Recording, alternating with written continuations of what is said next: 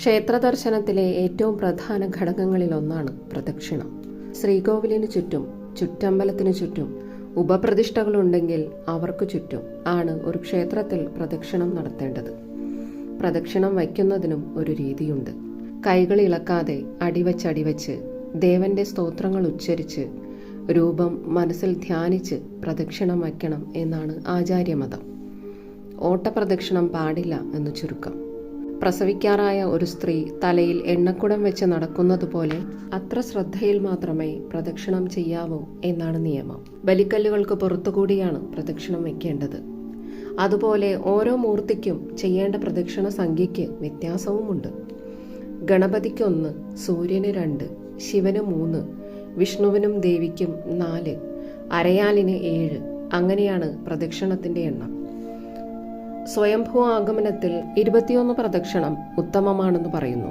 സൂര്യോദയം മുതൽ അസ്തമനം വരെ ഇടവിടാതെ നടത്തുന്ന പ്രദക്ഷിണത്താൽ സകല ആഗ്രഹങ്ങളും സാധിക്കുന്നു എന്നാണ്.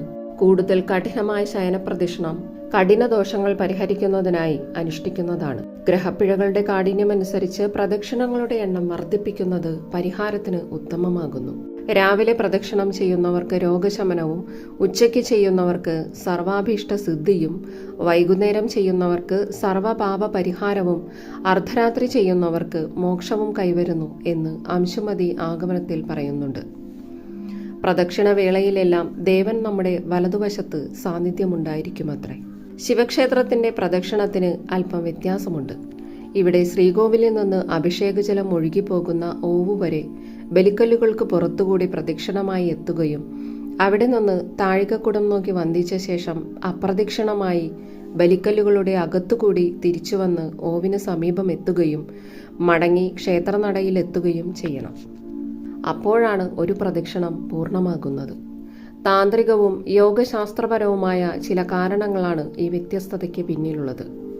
തന്ത്രശാസ്ത്രത്തിൽ എല്ലാ ദേവന്മാർക്കും ഉപരിയായി വർത്തിക്കുന്നത് ശിവഭഗവാനാണ്.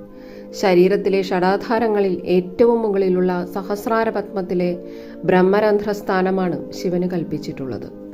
അതുകൊണ്ട് തന്നെ ശിവലിംഗത്തിൽ അഭിഷേകം നടത്തുമ്പോൾ സഹസ്രാരപത്മത്തിൽ നിന്നുള്ള യോഗാനുഭൂതിയാകുന്ന അമൃതധാര അഭിഷേക ജലത്തോടൊപ്പം കലർന്ന് വടക്കു ഭാഗത്തുള്ള സോമസൂത്രത്തിലൂടെ ഒഴുകി വരുന്നു.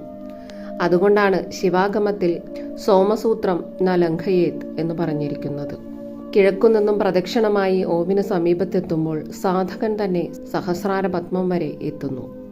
അതുകൊണ്ട് തന്നെ ശിവക്ഷേത്രത്തിലെ പ്രദക്ഷിണം പ്രാണായാമ തുല്യമായ ഒരു പ്രക്രിയയാണെന്ന് തന്നെ പറയാം.